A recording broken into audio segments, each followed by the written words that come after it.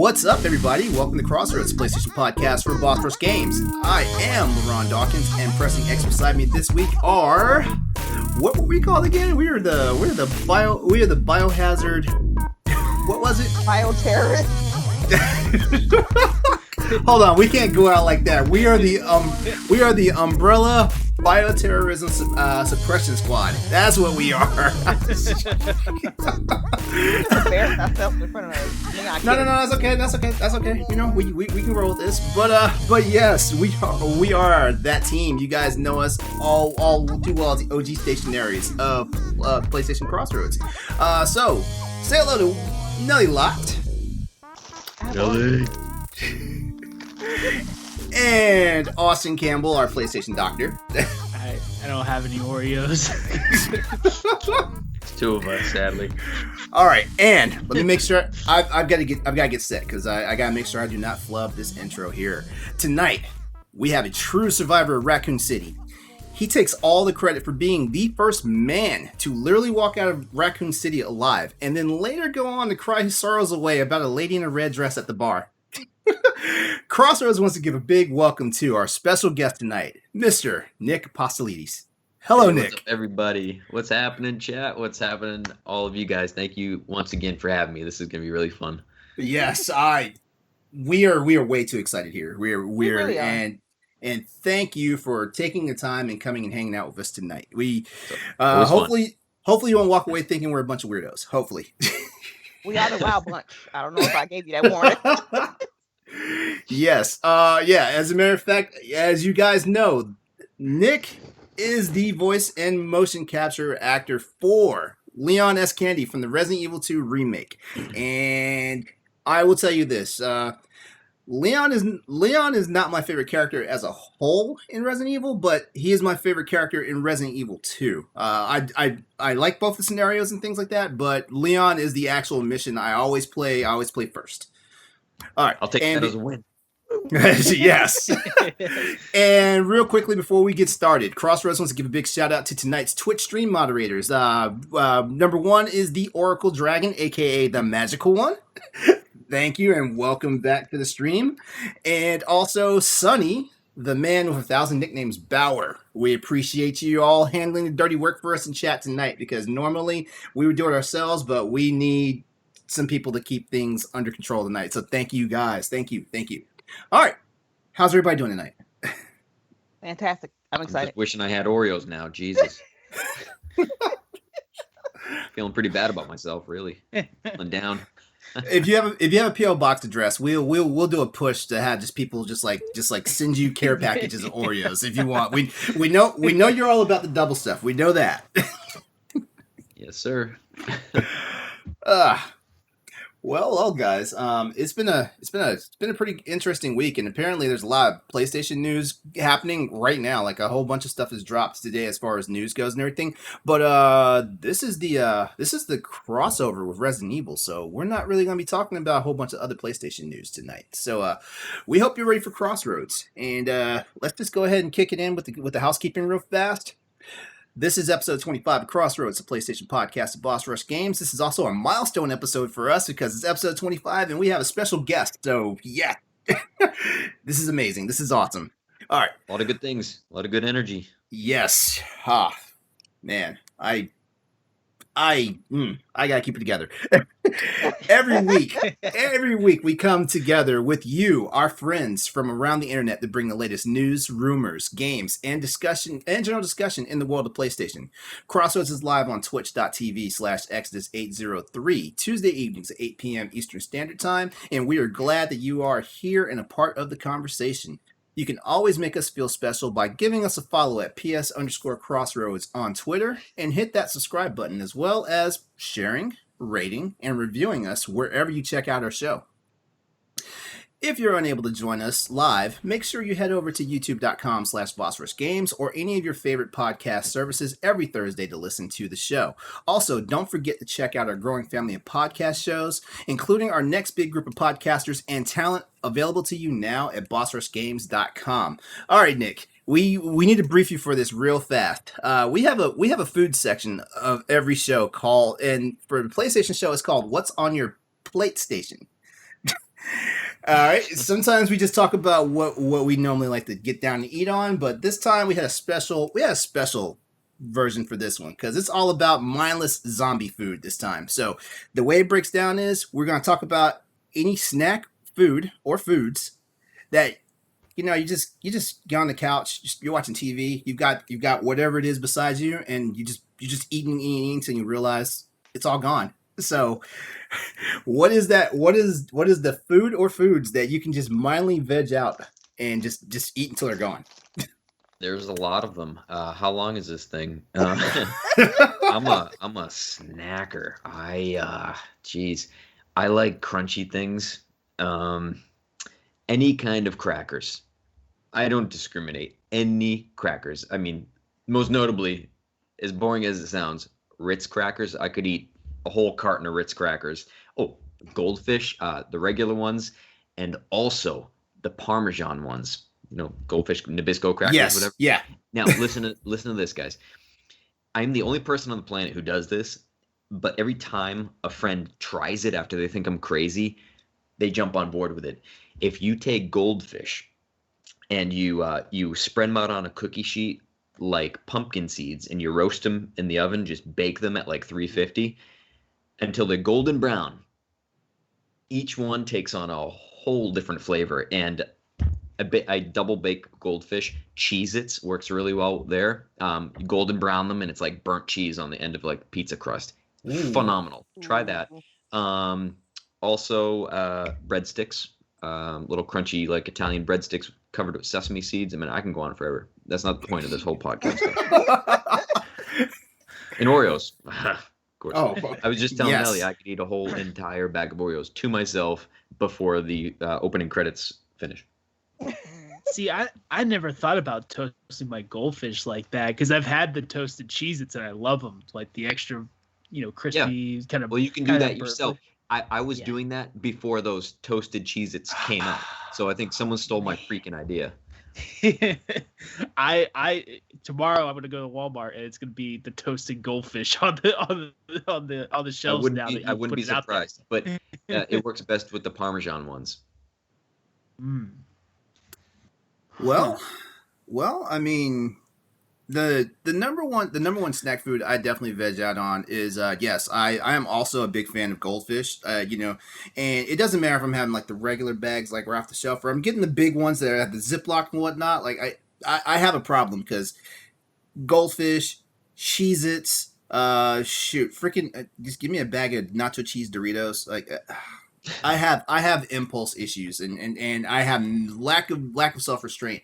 As a matter of fact, over the weekend I watched the Resident Evil movie, and I kid you not, like my roommates caught me like sneaking 5 bags of there's the little snack bags upstairs in my room, and there was not a single one left before the movie was halfway over.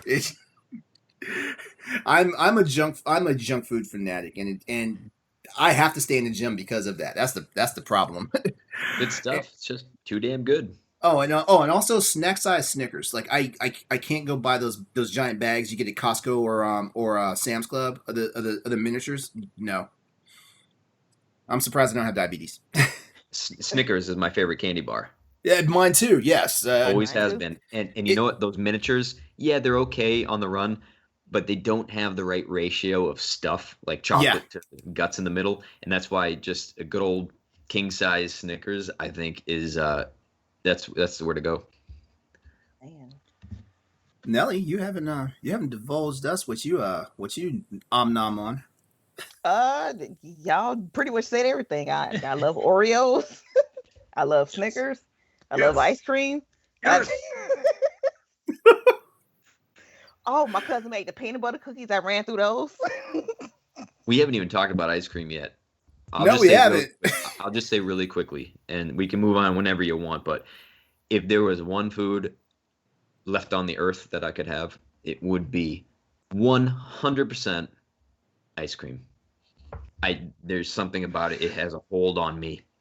It always will, always has. It's my favorite of all time.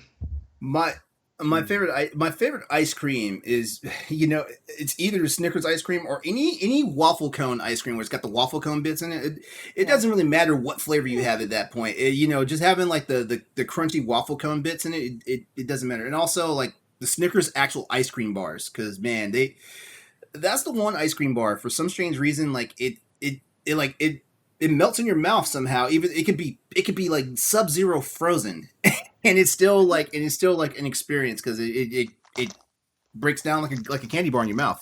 And I'm gonna stop talking before I really turn into a fatty. All right, Well, go ahead. well, mine are. I don't have a sweet tooth at all, but I make up for it with all the chips and anything chips, crackers, all those I will definitely eat. A whole can of Pringles is always gone, and I intentionally break them up in the can so I can drink it like like I can drink the Pringle crumbs. That is actually brilliant. It's like I don't know, because there's no way I'm like the reseal. There's no way I need that lid afterwards. I just throw the lid away once I open it. It's over. That is really brilliant. We have a very high Q individual with us. I've never thought about that. Break them up then just drink the Pringles. Yeah. That's good. I thought I was creative with snacks. My cousin just said something, and I didn't even think about this. Tootsie Rolls. Oh my God. I bought a big bag. Do you remember that big bag that I showed you guys? Yeah. I ran through that one, and I went to the store the next day and bought another one and ran through that one. Now, are you a traditional Tootsie Roll person, or do you like the flavor the flavored ones too? Both. See, I would. That's my- one thing I disagree with you on, Nellie. I've never been a Tootsie Roll fan. However, does anybody remember Fruities? Yes. I think Fruities Yes. are superior to Tootsie Rolls, but that's just me. Cousin said, "Stop picking I on me." respect your snacking habits. I respect them. Is Fruities the Tootsie Roll that are fruit flavored, or are those totally different? No, it's a different brand altogether, but it is just like a Tootsie Roll. They're just flavored and a little bit sour. I thought those were Okay. they like blue raspberry. I remember that shit from the arcade days. Interesting stuff. Swedish By the way, the Twitch chat is completely lit. I appreciate you guys, and don't worry, stick around. I'm going to give some shout outs to our biggest contributors in the chat tonight. So just stick around, please. All right. By the way, if you're checking out the stream right now, as you may see, there is a movie playing in the background. It's nothing but all the various clips from the Resident Evil 2 remake. So enjoy yourself as we're talking and having fun. And any other food you want to talk about, or are we ready to talk about some news and events? I'm I could just just getting talk hungry about now. food for hours. You know what? Let's do okay. Let's do a quick food lightning round. All right. Everybody, real fast. Favorite pasta food? Go. Ooh. You say pasta? Pasta. Yeah. Pasta. I'm automatically gonna say anything Alfredo. I was about to say shrimp Alfredo. Oh, I make a good piccata. Oh wow. Like a chicken piccata with that sauce, anything like that on pasta. Hell yeah. Oh, that's right. That's right. You like to cook in your off time too. That's right. I have a culinary degree. That's not something many people know about me. Oh, see, I did not know that. That's not in your IMDb bio. And it should be. Nice. Austin, favorite pasta? And It's fettuccine, I guess. I don't know. It's hard. There's too much good pasta. all right. Let's see. Okay. Favorite sandwich? Go. Ooh. That's a tough one. Geez. Well, the back east on the East Coast, Northeast specifically. If anyone in chat lives there, you'd understand. When I say a roast beef sandwich at like a sub shop, I'm not talking about just like, deli meat roast beef. This is like rare, cooked on the grill for 2 seconds with a nice barbecue sauce. They usually couple that with like mayo and some pickles on a toasted sesame roll. That is a very Northeast New England type thing, and only there. If you ask for that, like in California, down like the Florida area, Middle America, they won't know what you're talking about. That's probably one of my favorites back east. Yeah. As a matter of fact, I was also gonna say a good roast beef sandwich when it's the actual like meat that you have to like shave off, like a good roast beef sandwich, like, especially with, like any type of like good sautéed onions, and as well as I'm a cheese fanatic, so like I can go anywhere from, it can be provolone, it can be smoked Gouda, it does or like a really nice sharp cheddar, like on a roast beef sandwich. Amazing. We could do a whole podcast on cheese one day. I think I'm ruining your entire podcast. Sorry, guys. Oh you're not, because a lot of people who watch the Boss Rush format shows, like there's times when like the shows are filled up with other food talk. So yeah, you're fitting right in. You're fitting right in just fine here. I thought I was going to be on the same page as Nick, and then he went with the barbecue sauce on the roast beef, and I was like, "Oh wait, no." I love a roast beef sandwich, but specifically the beef drip sandwich where you dip it in the au jus sauce. That's that's good too. Yes. But this is exactly what I'm talking about. That's a phenomenal sandwich. I'm not gonna lie, but that's what the rest of the country thinks a roast beef sandwich is. I think LeRon, I think you know kind of what I'm talking about. It's not exactly barbecue sauce. It's like, it's specific to roast beef sandwiches. You might know. It's kind of like I think I know what you're talking about. It's kind of like a I don't want to mess this up because it's kind of like a variation of a steak sauce, but it's a variation. Yes. Yeah. Oh, I know what you're talking about. If you had it, Austin, it would change your life. I'm just saying. Yeah. I'm gonna have to go northeast one of these days. The Boston kid. Nellie, favorite sandwich? All right. We have being from Chicago, we make something called an Italian beef. Okay. It is pretty much seasoned roast beef, and then it's simmered, and then it's put on a French roll. Okay. And then we like dip it. Oh my goodness. It's something I can't even describe. You go out to try it. All right. I'm going to head to the airport and go to Chicago right now. I'll see you in a little bit. Okay. All right. And the last one, and we're gonna cheat because we're gonna pull back. We're gonna pull back from last week's plate station. Favorite soup? Ooh. Oh, my cousins. Everything. Broccoli cheddar for me. Yeah. Everything broccoli cheddar in a jalapeno bread bowl. There we go. Ooh. Jalapeno bread. My dad's Greek, and he makes a really, really good lemon chicken soup. The name is Avogo Lemano soup. Very special. I've never had anything like it. Never had it at a restaurant. It's a family recipe from like 100 years ago. And I was about to say, is that authentic? Is that authentic, or is that like a passed down tradition? It's an authentic Greek recipe. I've never had a good version of it anywhere but my family's kitchen. All right. But it's a great soup. If you ever find it, definitely try it. It's different. I already know what Austin's gonna say. Because I said we cheated. We were cheating right now. My mom's chicken noodle soup, and only my mom's chicken noodle soup. There we go. Or it's my wife's enchilada soup. That's nice. Good. That sounds good too. Yeah. Mm-hmm. Nellie, remind us of this soup concoction that you told us about last week. Everything but the kitchen sink soup. Hey, that's legit a thing. Yeah. Yeah. Like chicken. You could be creative. Yeah, we put everything in there, so it just marinates and melts in your mouth. Tastes like angels dancing in your mouth. Oh, respect.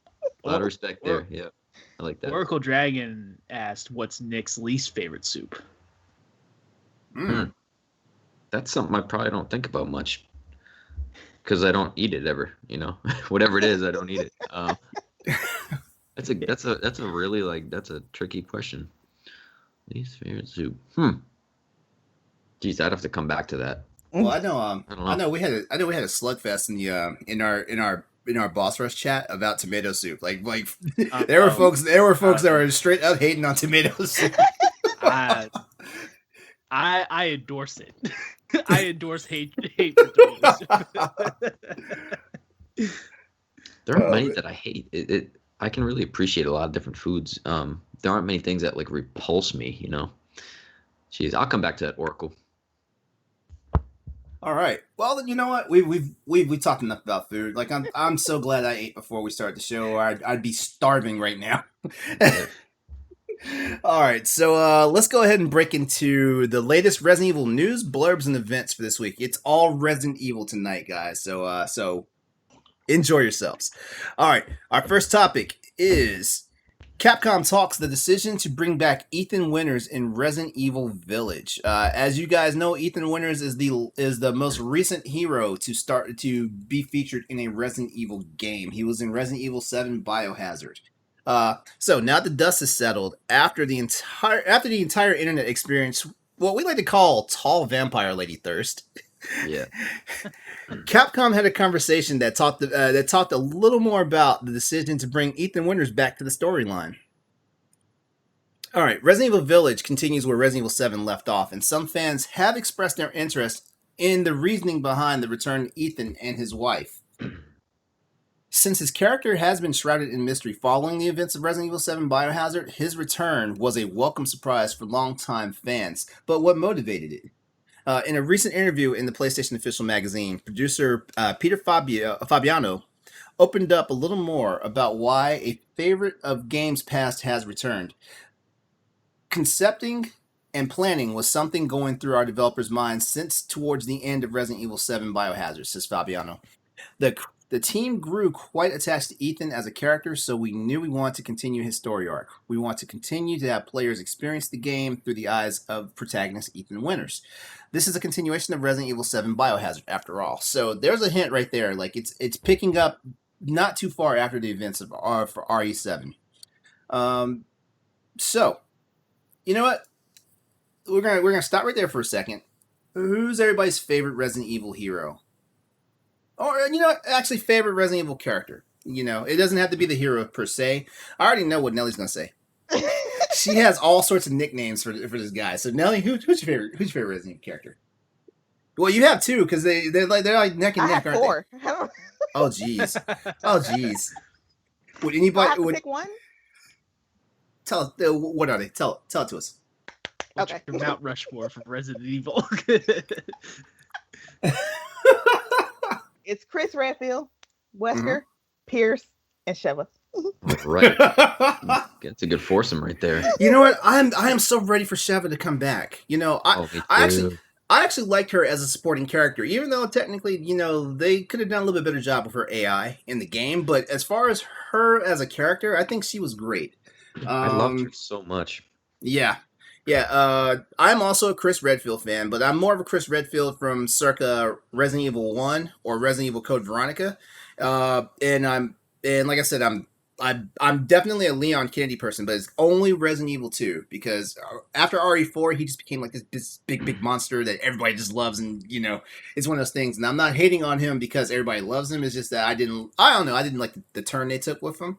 And then Alexia Ashford. Ooh. She was one of the best villains in a Resident Evil game. She was one of awesome. the best. Yes. She was awesome. Yeah. Oh, Austin's got the blank stare. I forgot. Yeah. I forgot. I've only played 7, so I guess I have to say Ethan would be my favorite. But and shout out to the old lady in the rocking chair. I don't remember her name, but I like her. She's the only one that didn't try to kill me. I will say this: I do love Jack from Resident Evil 7, even though I haven't played it yet. Jack was amazing. The whole family was amazing. I want to reach out to the cast of 7. I was so impressed by the family. Oh yeah. Jack's a good one. Underrated. Yes, he is. Oh my goodness. And charismatically horrifying. What was the wife's name? Marguerite? Mm-hmm. Yes. Sarah Coates did an amazing job. I love Sarah Coates. I first saw her in Z Nation, and I've been a fan of hers like ever since. So shout out to Sarah Coates. They did such a good job. Let's see. I think am I up? Yeah, it's your turn. Okay. First of all, Austin, you got to play more of the games. I Got to at least play mine. Come on. I know. Yeah, it's on the list. I wanted to wait to play it on PS5. Will the graphics be better on PS5? They I should don't be. know, but that was the best excuse I could come up with Well, on the spot. Anyways, oh hey, Sonny just popped in. What up, Oh, what's up, Sonny? Sonny? Hey, Sonny. Hey, Hey, thank you for joining us. Okay, I'm gonna get to it right now. But before any judgments happen, you got to understand why. I have to say Leon, not because I'm him. He's been my favorite for 20 years before I even did the damn game, and it's because Leon was the first character I ever controlled in any Resident Evil game in 1998, and it's that experience of that game that made me fall in love with the series. And it's like, how do you skip over that? And like, you kind of can't. Like, for nostalgia purposes, he's what made me fall in love with it all. And it feels weird me saying that because I got to portray a much later rendition of him, but so he's always been one of my favorites. And I fell in love with Sheva. Absolutely love her. Mhm. And I'm gonna go ahead and give a one up to Barry Burton too. Barry Yes. Burton is my man. You know, he doesn't get enough respect, and I think He it's doesn't. because Barry was Love like him. the turncoat. Like he was doing the hokey pokey, you know, for most of RE1, and I think that's why people don't give him a lot of love because he did a nice redemption arc in which Revelations game was it? Was it the first one or the second one? Two. Yeah, he had a Kicked ass in great. two. Yeah, he had a great redemption arc, and also if anyone played the original Resident Evil 3 Nemesis, like, you know, like technically if you get one of the best endings, like Barry's the guy that actually rescues Jill and Carlos. Yeah, Barry is. I wish he got a little bit more love, but I'm gonna be doing a drawing of him as well because he's just one of my faves. Nice. But Sheva too. I mean, Yeah. Oh, I love Sheva's accent. I could just watch this playback of Resident Evil 5 all day just to hear her talk. I if I love could her. marry- I if love her could accent. marry one CG fake character. Good question. That is a good question, actually.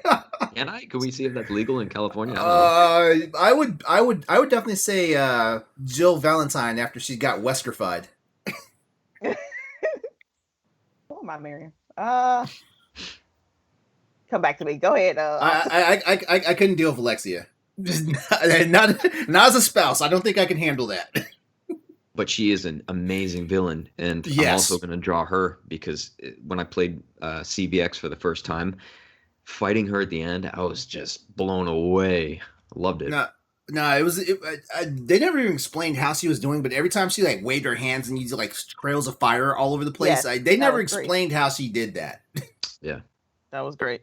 she's beautiful. And if they ever do a remake of that game, she's going to be, Yes. going to be a showstopper. Yes. Okay. I like the bad guy, so I'm marrying Wesker. Sorry. No, like you're gonna have trust issues for the rest of your married your wedded years. You're gonna have trust issues. You, just like I feel bad for anybody like that marries Ada Wong. Like they're gonna have trust issues for the rest yes. for the rest of their married life. Probably. even though yes, yes, like Ada is a fox. She is. Okay, so going back to the article, so we can move on to the next one. All right, all right. Fabiano continues to say that this really helped keep our vision on target, and since we're constantly sharing information across Resident Evil teams, that really helped inform us in making the decision what was best for a survival horror game to do to date. In talking to bringing back Ethan for the game, which I'm actually glad that they actually came right back to a character because Resident Evil games have had this trend where they'll do one game with one set of characters and then immediately move on in a sequel to a new set of characters, and it takes a while to get back because we didn't see Chris Redfield again until Code Veronica. We saw Jill. We saw Jill in Nemesis, and so they do this thing where they bounce around, and if the character universe has gotten so diverse and stuff that sometimes, during development cycles, people kind of forget about some of their favorite characters along the way because new characters keep showing up. if the way the community resonated with Ethan Winters right off the jump was any indicator, Ethan was viewed as a groundbreaking character addition to the franchise almost immediately after his introduction to the series in RE7 Biohazard. It also helped that Resident Evil 7 was a huge success for the franchise and helped reanimate the series that had long since started to grow cold. Look at the puns there tonight. All right. Resident Evil Village is the intended 8th numbered installment to the popular Resident Evil franchise, and it hit stores and digital marketplaces on May the 7th for PlayStation 5, Xbox Series X and S, PlayStation 4, Xbox One, and PC. All right, so for our panel, and for you guys out there in the audience tonight on Twitch, are you guys excited to see Ethan return to Resident Evil Village? Personally, I am. I think I've seen a lot of feedback in the past couple of years, and Ethan got a lot of hate, and I think it's just because 7 was so different. In a lot of ways, it was a departure from where Ari was going, I'd say the 6 to 8 years prior. But I think it's a return. It was a return to the roots of what the series was all about. And Capcom, they don't get enough credit for how much they pioneer survival horror and a lot of things in different genres. They're pioneers, Capcom. Agreed. And a lot of people don't know that 7. I mean, I'm going to tie this to Ethan, but a lot of people don't know that 7 was actually the first AAA title in the world that was designed specifically for VR and released in VR. Oh, There were yeah. a lot of demos, but that was the first full game, and a lot of people didn't like that because it is a departure. You know, we had like Outbreak and stuff like that, but it was a risk. But if you played the game in VR, I think Ethan was a little bit on the blander side because they wanted you to be in that world and think it could be anyone, and it's a horrifying atmosphere to be in. I'm a huge fan of 7. It horrified me in VR, You know, and I'm I going to just make lost myself in it in the best way possible. I'm going to make a confession right now. I haven't played 7. Part of the reason why is because I'm not the best first person shooter guy, but also the fact that it's a horror game in first person. I'm sorry, I'm a little pansy. I'm sorry. That's I the love point. I love survival horror games, and Nellie and I both have said we're going to sit down and play RE7 real soon because we have to. Do you have PlayStation VR? I don't. Not yet. I don't. And I don't know if I'm the damn ready. thing to Is it you free? if you promise me you'll play it in VR. Oh my god. Oh my god. I do it. It's I'll worth I'll it. It's I'll worth get it. back. I'll get back to you on that before we end the show. I'll let you know what my ultimate decision is on that. Woo. Somebody called you horrifying. weak sauce. It was the game. You can play it. You can play it naturally, but it was designed to be played in VR. All the scenarios. If you play it regular, then play it VR, you'll know what I'm talking about. All the scenarios in the scenarios they put you in, it's supposed to be experienced when you're surrounded by the world. One of the best things they did, the sound design was phenomenal, but you only experience that when you get the cans on, and when you look around, you're just in that house, you're in the world, you forget where you are physically. I'm not sure if I'm ready to be turned around like that. That's all I'm gonna say. I loved it in VR. It was an absolute blast. I loved it, and that's really what set this Resident Evil game. Which I guess I just missed the other Resident Evil games, but this one in particular got me with the VR stuff. When I played the kitchen demo, and I was like, "Oh man, this is cool." And then I got into that house, and especially in the garage scene, like particularly inside the car, like that kind of stuff was really what got me on the VR. But it was scary, right? Austin, back me up here. Yeah. I mean, I don't like to admit that I was scared, but yeah. I was scared. I was shitting my pants. You know. In all honesty, like I love horror games, but they stress me out so much, and I am already thinking, am I gonna be tripping balls like I was playing Alien Isolation? I played that during Halloween. Oh yeah, this you past did. year, and oh my god, that game stressed me out so much. And before that, like actually before that, the last game that stressed me out before that was the Resident Evil 2 remake, because when I sat down and played it for the first time, and I was like, okay, they completely remixed a whole bunch of stuff. So it's not all the thrills are still there, but they're not exactly where you expect them if you have a good memory about the how the game goes, chronologically, so like when you run across the liquors for the first time, you run across a liquor. You run across the liquor for the first time in the spot that they were not supposed to be at in Yeah. the first game. All right. So parting thoughts. We're all for Ethan, right? We're all for Ethan winners, like, right? I'm excited do. to see him in 8. Yeah. Yeah. Again. Yeah. And I mean, and also, Yeah. Chris Redfield's making an appearance, so it's not like they're completely forgetting like the DNA of Resident Evil. I'm super excited about Resident Evil 8 and being a newer fan of the series, because I don't think it's major spoilers, but just like in 7 they hint at like all the village type stuff, all the like kind of woodsy witchcrafty stuff that's going on, like that kind of stuff was really really cool, and I was like, oh, when do we get to see this? And you really don't that much in 7. Yeah, it's gonna be a good world. Incredible graphics from what I've seen, and I think you got to give people a chance, new characters and everything. Because I mean, look at Sheva. She was your campaign partner, and you could be her in RE5. She was one of the Mhm. main people, and she was phenomenal. She was new. You had to be open minded for that, you know. I'll just say nobody wants Ashley Johnson back. Nobody wants her back. You mean Ashley Granham from Wait, 4? is that her name? Is that her name? Granham? Actually, Okay. Yeah, that just shows like how like I played RE4. RE4 is like my least played one. I only played it once. Oh my God. And I'm gonna say this. Shout out to Baggy for playing RE4 on a computer. I saw that stream, Nick. It was for Toys for Tots with the Row team. And like yeah. Baggy was out there killing it on a keyboard and mouse. She's good. She's Yeah. quick, lethal. All right, let's go ahead and get into our next topic here. And Nellie, you can you probably have a little more info on this because you're the one that spied this one. But I'll go ahead and cue it up though. Resident Evil Village, the RE verse mode, well, reverse mode. There we go, reverse mode. Yeah, and the deluxe edition details have leaked online. All right. A Humble Bundle store page listing has revealed that Resident Evil Village will feature a mode called Reverse, R-E, colon, verse. Further details about what bonuses will feature in the game's deluxe edition have also been revealed ahead of today's. Wait, that was the Resident Evil Showcase stream. That was what? Like, that was 4 weeks ago?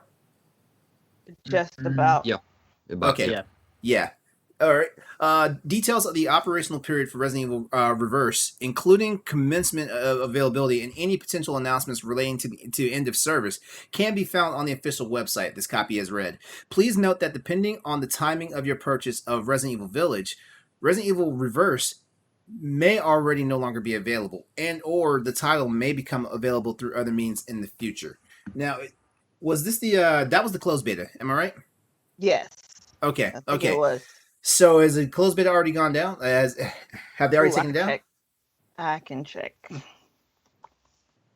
I Oh. haven't heard too much about it, to Uh-huh. be honest. It was like a split 50-50 for some fans, so Mhm. of course Okay. I haven't got a chance Very to play mixed it. reviews, I think. Yeah. Yeah, All right. it happens. I mean, they're just throwing it out. It was free and seeing if it caught with any people. That's all. Which, if I'm not mistaken, I think it's going to be an actual feature of the game once the game actually launches itself, though. If I'm not mistaken. I think so. I don't know if they released like if that was beta or something. I have no idea. I didn't get it myself, but I saw a lot of footage and some people said it was like kind of fun. I don't know. I'm indifferent right now. I don't have enough experience yet. Yeah, Me neither. General Chat is saying that she did play the reverse beta. She hated death matches, and honestly, I'm kind of not a fan of death matches either. So it probably wouldn't have hit me the right way either. But I know for sure that like they're like the Call of Duty people will eat that up. Yeah. All right, let's see. Also, with the deluxe edition, there are some details about the deluxe edition. Players who purchase the deluxe edition will pick up the trauma pack, which contains the samurai edge weapon, which is a staple, a favorite here, as well as the Mister Everywhere accessory. Which did anyone ever get details on that? Do we know what's up with that? Never heard of it. The Mr. Everything. Yeah. Uh, There will be a screen filter and a special safe room background music. So yeah. So I love how stuff like that happens. Like sometimes deluxe editions are actually worth it based on the swag you get. And normally it's usually a $5 to $10 difference for the game. So the deluxe edition stuff is always cool. Wait, Oracle said the bobblehead. I think that is what it is. I think that's what the Mr. Everywhere accessory? Yes. Okay. Which those okay, so the bobbleheads became a thing in the remake games, right? I think it was 7. They started with 7, I believe. They started with 7. Okay, because I didn't play 7, so I first noticed the bobbleheads and all that stuff in RE2 remake. Yeah, 7 had the football player bobbleheads.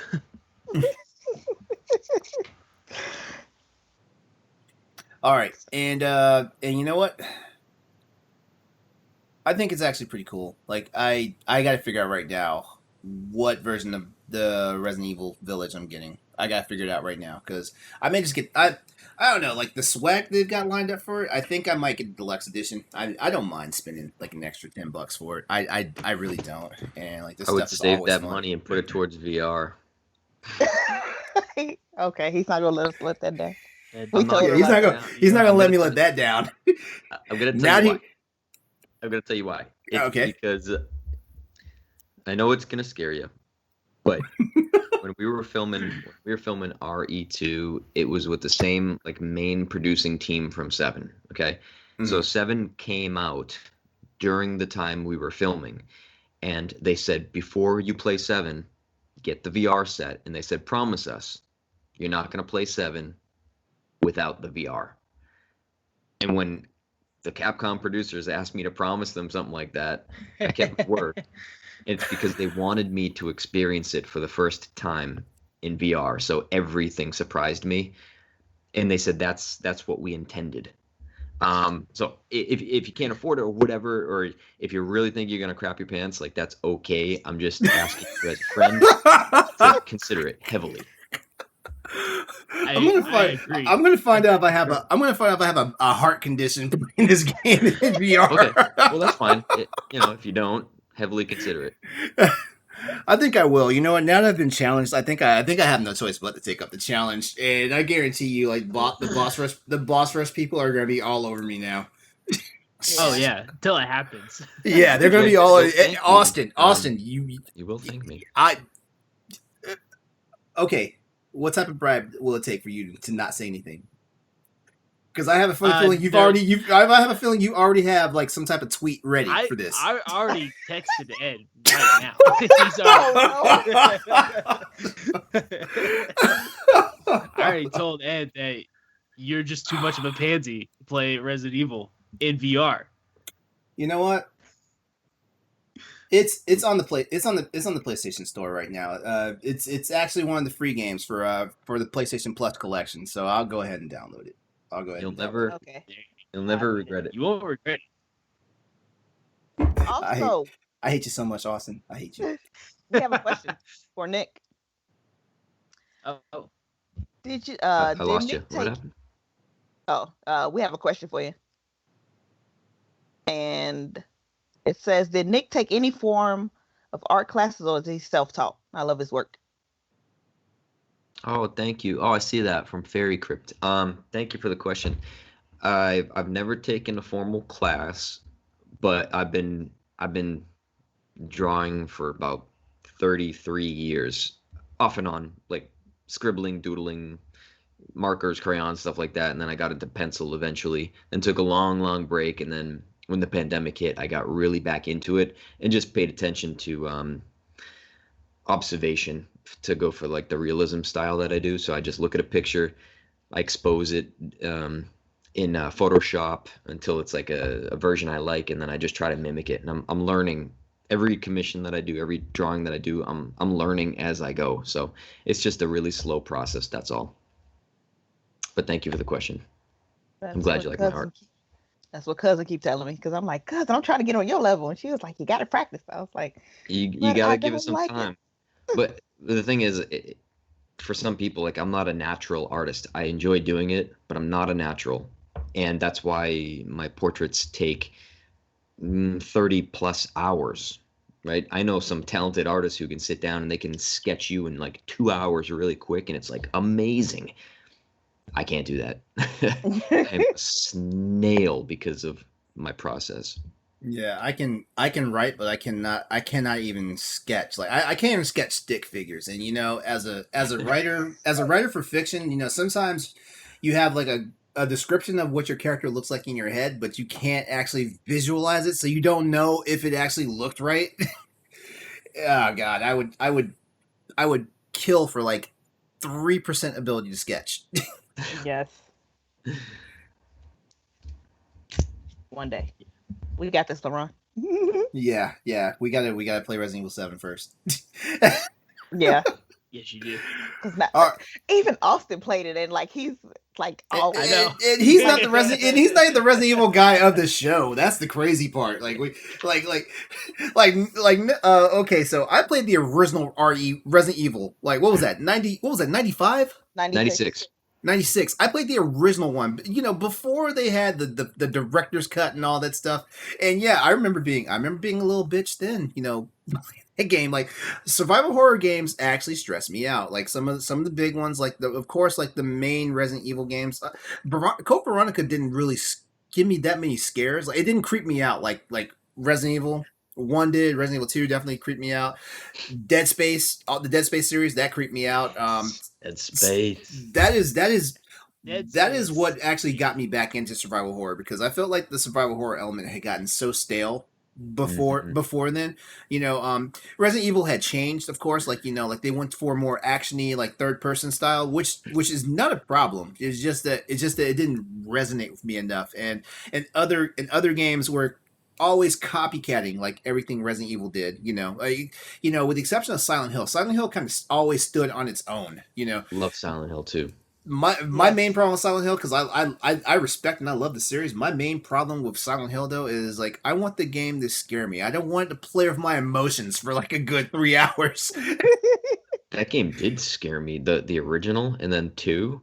Oh, Pyramid Head! Oh my God, those were like I think Resident Evil gave me anxiety because of the look, they pioneered survival horror with the original. Mhm. And the director's cut and everything, but Silent Hill was like unsettling. I would go to bed after at like 4 a.m. after playing all night, not knowing how to feel or what to think, like about reality, and like yeah, that's on a whole different level. Yeah. So I get Yeah. like huge. For me, those like the big 3: Dead Space, Silent Hill, and Resident Evil for horror. I love Silent Hill, and that's because I really like the emotional type stuff, the emotional horror stuff. That's what kind of horror movies I like to watch as well. Yeah, I was never really into like the gore, or like the kind of kind of fake or magic beings or whatever. I was more into like just cerebral trauma and stuff like that. Yeah, cerebral. Mm-hmm. Yeah, it's very cool. Very cool. All right.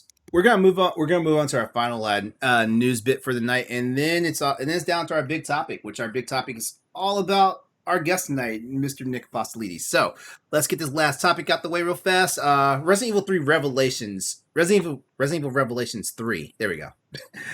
Reportedly a time switch exclusive, releasing in 2020. I know the PAL blockers are just gonna eat this one up. They love whenever the PlayStation show is talking about Nintendo stuff. They love it. Capcom's primary focus right now might be on hyping up the next mainline installment in its acclaimed survival horror franchise, but it appears to be working on yet another title behind closed doors. Resident Evil 3 Revelations. I did it again. Resident Evil Revelations 3, because I say Resident Evil 3 Revelations, people are going to be thinking it's an add-on to Resident Evil 3, which would be nice if we had some expansion content for it, but I love RE3 Remake. I loved it. Oh yeah. Resident Evil Revelations 3, a game repeatedly rumored to be in development as far back as mid-2020, is supposedly on course to arrive either by the end of this year or early 2022 at the latest, and will initially be available only on Nintendo Switch. Okay, so before I get a little bit further into the topic, are we surprised? We're not surprised, are we? No, I'm not surprised. Revelations has found a very good home on Nintendo, because I think the first Revelations game actually debuted on the 3DS. 3DS, I think. Yeah, I didn't even know that. Really? yeah, and it was actually a pretty unique adventure. Like they did a good job with 3DS's hardware for that game. Like they did a really good job on it. And it seems like that series just had a nice growing and following on the 3DS afterwards. And Nintendo is a home to Revelations, which I don't have any arguments against that, honestly. No. The second Yeah. one was a phenomenal game. I loved it. Fun. Really fun. I will admit I haven't played those. Like I kind of stick to the mainline Resident Evil games, and I kind of take the because I feel like games like Revelations, stuff like that, are kind of like spin-off titles. So I follow the history of it, but I haven't really played them. And I know the collections are available in various forms. Like I know the PC has a collection of both our Revelations 1 and 2, so I may just go ahead and pick those up and try them out, or I may just do it on the Switch. Give Nintendo You some should. love. I bought them. I bought a package. PlayStation had like a crazy sale. Maybe like 8 months ago or something. I think I bought Revelations 1 and 2 for like $12. Oh, nice. I I couldn't did pass too, it up. actually. Yeah, it was really cheap. Or you Huh? could do it where it's supposed to be played, LeRon. The PS Vita. Was it on the Vita? Yeah. Revelations was? 2 is. Wait, if it's on the Vita, then, I don't know. then I need to. Then if it's on the Vita, then I need to find it. Yeah, I have Revelations 2 on the I'm looking for Vita, my Vita now. on the physical cartridge. But I don't know about 1 though. I don't know about 1. Yeah, I got to figure it out. Like I know this, having Nick on the show tonight is making me realize I need to play all the Resident Evil games. Not just pick and choose my favorites now. But you know what? I at least need to play Nyx. Say what do. you. Oh, trust me. Resident Evil 2 remake is amazing. Oh, I feel like is. I feel like It's on my list.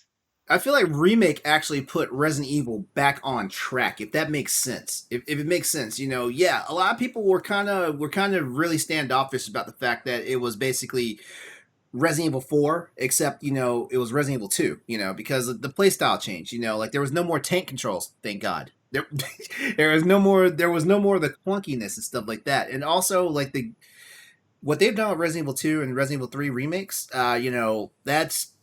That's a gift that we hope they keep revisiting with the other chapters, like Code Veronica. Hint, hint. Capcom. Hint, hint.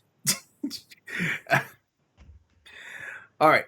So, back to Revelations 3 for a moment. According to a reputable insider called Aesthetic Gamer, at least who has a proven track record when it comes to supplying fans with unconfirmed details concerning the series, the spin-off, they say, boasts a considerably larger budget than its predecessors, to the extent that it maintains a closer parody to the upcoming Resident Evil Village than the usual so-called side projects. That's a big deal. Like it feels like they're trying to make this feel like it's a main title, even though it's part of the offshoots. As far as specific story elements are concerned, details are slim, to say the least. Former Stars member Rebecca Chambers has reportedly been intended to make an appearance at one point in time, though whether it's still in the cards remains to be seen. Here's a question for you: Do you think Rebecca would return as a Stars member, or do you think she would return as like the doctor, the biochemist that she was in the Resident Evil, like the CG movies? That's a tough question. I don't know. Because I actually liked her. About it. Oh, what Resident Evil Vendetta? Like her character was awesome in that movie. She was a biochemist, and she was trying to work on getting the cure to one of the different strains of the G virus. No, was it G virus or T virus? I can't remember. I think it was a G virus because Oh, you haven't? Okay. Well, I believe if anyone's seen it, they can correct me in the chat. But I believe it was a G virus because the G virus, of course, is the most advanced strain of all these viruses that are out there. I was Oh, gonna say A Sunny the Sonny virus. say A is So it's an virus, A and so virus. the Okay. Aries. area. Yeah. Yeah. Yeah. But and a turn of events happen. I'm not going to give away too many spoilers. A turn of events happens, and she winds up, becoming a person they have to save. And it was cool because it was actually the first time we saw Leon and Chris together. That's a And combination. yeah, as a combination. So that was great. Like that fight that they had against it was I've said enough. No watch spoilers. watch watch Resident Evil Vendetta the movie. It's one of my favorite ones. And that's all I'm going to say about that. All right, so the rebranding of the series of Revelation moniker was being dropped in favor of Outrage, and can be comparable to 2000's Code Veronica in size and status. So we're gonna keep our eye on this, and if it winds up coming to Nintendo Switch first, I guess I'll be getting it on the Switch. Yeah. I typically wait for these games to make a crossing over, but I mean the Nintendo Switch is some pretty decent hardware, and it does a very good job of handling Revelations 1 and 2 pretty well. So I mean, why not get it and support it if you can. All right.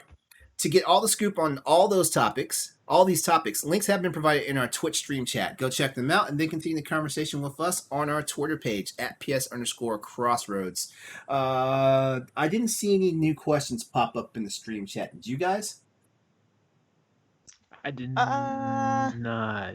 Okay. I know Okay. Celeste asked earlier if there's any music that you like to listen to while you're doing your art, or do you like complete silence? No, definitely music. Well, first of all, I'll just say, hopefully within a few weeks, I'm actually releasing a cool art promo. A lot of people ask me about my process, and it's hard for me to do like a stream because I'm so slow and meticulous. So I'm releasing a promo to explain a lot of this. But yes, music is a must. I got to have something in my ears that inspires me and influences me, and because my style is of a grittier nature, usually I think the number one band that inspires me and puts me in that mood is Alice in Chains. 100%. Oh yeah. yes. Yep. Yes. They're so interesting, and they just take me to like a whole different world, and so Oh, I yeah. usually get them in my ear. One of my favorite bands. Hmm. I'm also one of those people. I can't work without background noise, and usually it's music. But no, 9 times out of 10, I will turn on something on Netflix and just have that play in the background. But like music is my when I'm in the zone. Like music is how I get it. Hmm. Yeah. Big into it. All right. Now I have Rooster stuck in my head. What? Rooster. It's a song they made. A rooster. Oh, okay. All right. So just real quick, if you want your questions read on the show, tweet us at ps_crossroads or email us at crossroadspspod@gmail.com. I'm going to put our actual email address in the chat so you guys can see it, because I know that was a mouthful for me just saying all those letters just now. Actually, Fairy Crypt has another question. Have you I ever see that. performed? Have you ever performed on stage? If so, what are some of your performed on? Okay, so this is actual acting on stage. What are some of the plays you were in? Some of Never. your favorite. There we go. Never have. I actually have not seen many plays in my life. I've seen a few of my friends perform. The names escape me, but I really, as an actor, I really appreciate live performance and what it takes. It's just never been my thing. Always been film and TV, and now video games. Nice.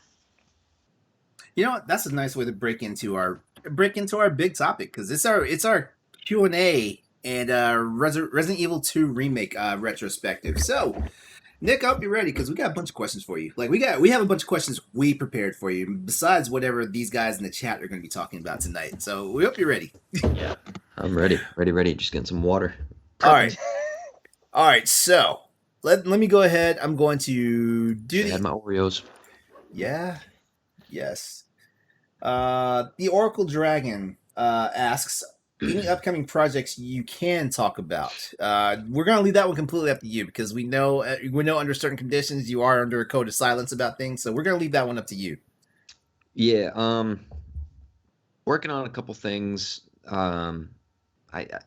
Most all film and TV you can't really talk about at all.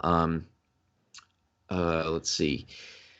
I'm going to be posting maybe tomorrow. I don't know if anyone has seen the new cinematic trailer for season 2 of Call of Duty Cold War. I did mocap on that, so I worked with that really? team. Oh, nice. Okay, all right. Yeah, I'm gonna post that tomorrow. So that just came out really fresh. So that's cool because I just got back into like the whole Call of Duty scene when the pandemic hit. I was more of like a Rainbow Six guy, Ghost Recon, Medal of Honor type guy. But anyway, so that was really cool to work on. Like, I love anything military related. So I got to work on that, and that's kind of it right now. We just wrapped season 2 of my build show that travels all around the world. Some of you might know what that is. It's called The Fixers. So we're just airing the last, I think, two episodes. We have 20 live that you can watch for free online. So that's kind of like the biggest thing I got going right now. Where can we find that at? I'll throw that in the chat stream for everybody to check out right now. If they not right now. Like, please stick around for the rest of the show. There's chat on Skype here. I don't even know how to do that. Nellie, I can send you a message on Twitter, send the link, and you can post it if possible. Yeah, we'll do it like that. I'll do that right now. Yeah.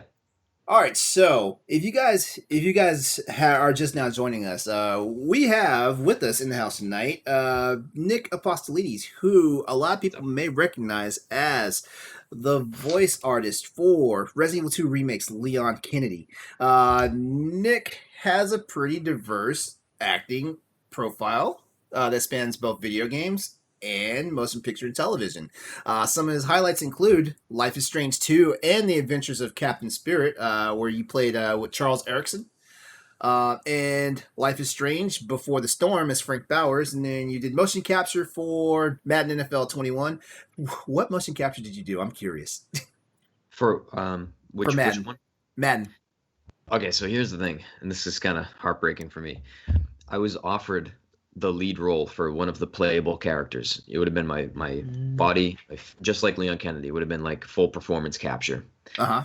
I couldn't accept that role because scheduling. I was on the road with the build show, and I couldn't guarantee them like all the shoot dates. And because I couldn't do that, they had to move on and cast somebody else. But they let me do mocap on the project. So I did a lot of like body doubling. I did a lot of, the body of the playable character in certain scenes, but couldn't take the lead role in that. All right, okay. I was playing Madden back in like 2000. Hey. Nobody's holding it against you. I will say that. Who's your team? Breaks my heart, though. Ask again, Austin. I was going to say, who's your team? From Boston, man. What do you think? I knew it. I knew it. So, are we happy about the last Super Bowl, or are we unhappy about the last Super Bowl? Oh, you know what? Before you answer that question, Nick, let me just set this up for you. Austin is co-host of another one of Boss Rush's shows called Trash Talk, where it's all about sports, particularly the NFL. So yeah. I just want to let you know what you're walking into. I might disappoint you, Austin, but I'm not like that crazy of a no to even get into it with you. I'm very curious at different Patriots fans and just how they feel about Tom Brady. Some are happy, some are bitter. So yeah, look, look what he's done, man. He was the oldest guy in the league, I think, during that Super Bowl, and look what he did. I mean, you got to give him props. Whatever he wants to do, I don't care. I'm not butthurt he left the Patriots. I don't care. I watched a lot of his games growing up with my father, and it's nostalgic, but he can do whatever he wants. I don't really care that much. Yeah, I'm not I'm a Patriots fan, but I'm not devoted to Brady. So it's one of those situations also where hey, he wants to move on, let him do his thing. I'm not upset. Hey, he got another ring. The next year. I'm not upset. That the Patriots could have had that one. I'm not. All right, going back to your acting profile though, because of course we can't not mention you as Leon Kennedy in Resident Evil 2 Remake, as well as you did a little bit of voice reprisal for that character in Monster Hunter World, my favorite Capcom game, by the way. Mhm. My favorite Capcom, by the way. And for some of your actual acting credits for Motion Picture and TV, we have Black Mark in 2018, also the movie Five. 2017, you were in the movie called When She Showed Up. In 2015, A Life Not to Follow. And 2014 was The Haunting of Alice D, which that that movie sounds. I want to say it sounds familiar. I think I may have seen it. Probably not. Okay. No, no, These are all no. these are all small projects. They're more on like the independent level. Okay. Things that never got a lot of exposure. You would have not stumbled upon it. Really, these you'd have to search them up, but most of them just live in like film festivals type stuff. Really small. All But right. it's where I Well, got my background, all oh, my cool. experience. Yeah. Actually, when did you actually break into acting? Because I didn't put all your listed credits there, but I know it goes a little bit before 2014. Yeah, I started probably around 2011. I Okay. started with student films way back in the day, and you just build up from there, develop your skills and talents, and learn what you got to learn, and then eventually I moved to LA about probably like 8 years ago, and LA is just a whole different world with stuff because it's where you can make a career for it. It's really tough in smaller markets. Mhm. That's why if I really knew how to play guitar, I'd move to LA and start a band.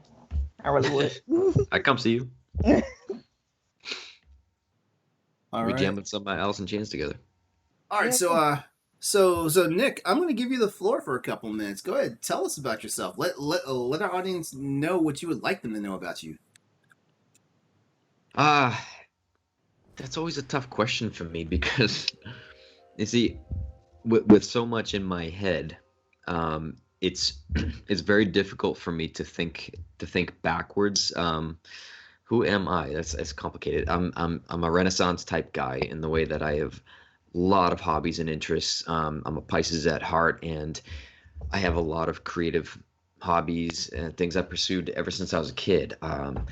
Yeah, I love to act, but I also like to draw, as people know. I love to create stuff with my hands. I like woodworking. I like crafting. Um, so I just like creating something that's not there yet, if that makes sense.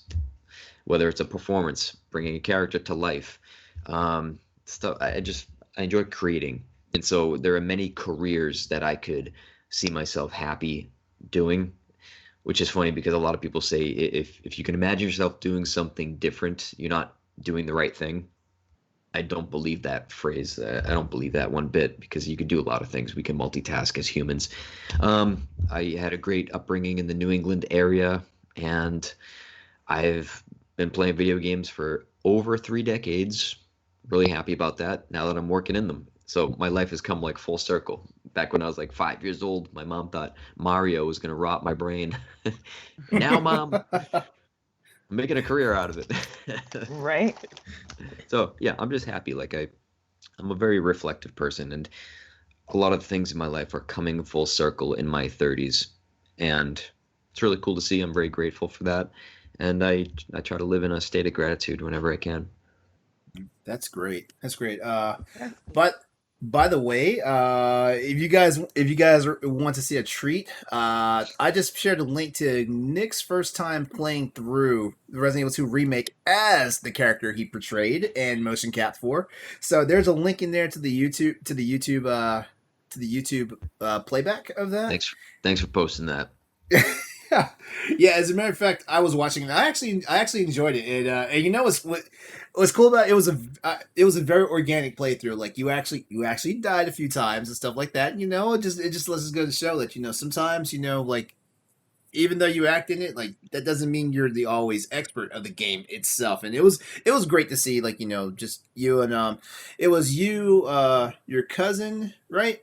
And my two And brothers. and Yeah. your two brothers, and it was just great to watch. And you were a trooper too, because that stream was like 7 hours long. You were a trooper for that. I'm telling you, when it comes to games, there's no shut off time for me. I could stream for 12 hours in a row.